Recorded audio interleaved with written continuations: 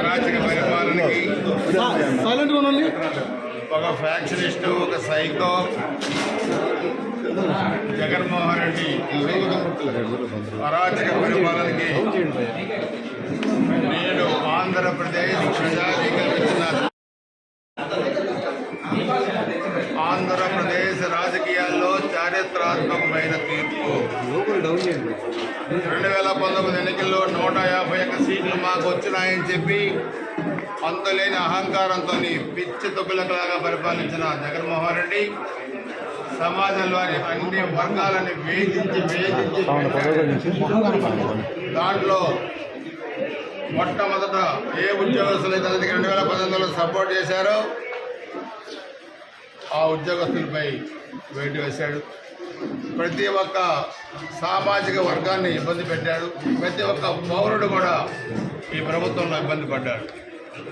చివరికి land title act పెట్టి ప్రభుత్వ ఆస్తులు దోచుకుందే కాక పర్సనల్ ఆస్తులు కూడా దోచుకోవడానికి ప్రయత్నం చేసిన దుర్మార్గుడి జగన్మోహన్ రెడ్డి చంద్రబాబు నాయుడు గారి కుటుంబాన్ని, పవన్ కళ్యాణ్ గారిని వ్యక్తిగతంగా మాట్లాడి ఏ ముఖ్యమంత్రి పాల్పడిన దుర్మార్గమైన చర్యలకు పాల్పడ్డాడు ఈ వ్యక్తి.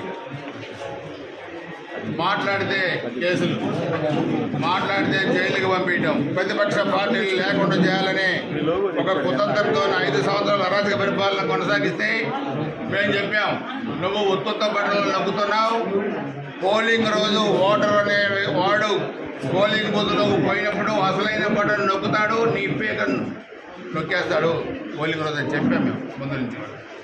అది జరిగింది. ఈరోజు ఆంధ్రప్రదేశ్ రాష్ట్ర రాజకీయాల్లో 155 సీట్ల కూటమికి ఈరోజు వచ్చాయంటే ఇది తిరుగులేని విజయం, ప్రజా విజయం.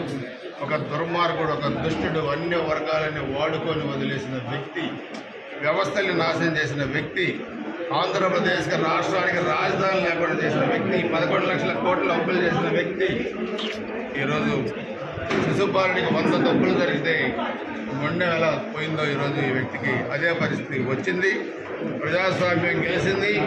ఈ రోజు నుంచి రాష్ట్రంలో అంబేద్కర్ గారి రాజ్యాంగం అమలైంది. వాళ్ళ తాత రాజారెడ్డి రాజ్యాంగం నిషేధింపబడింది. గుర్తుపెట్టుకో, వ్యవస్థలు నాశనం చేస్తే ప్రకృతి అనేది ఒకటి ఉంటుంది.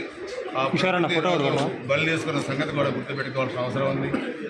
ఈరోజు చంద్రబాబు నాయుడు గారు, పవన్ కళ్యాణ్ గారు ఈ అరాచక ప్రభుత్వాన్ని దించడానికి చేతులు కలిపి ఈరోజు విజయం సాధించారు.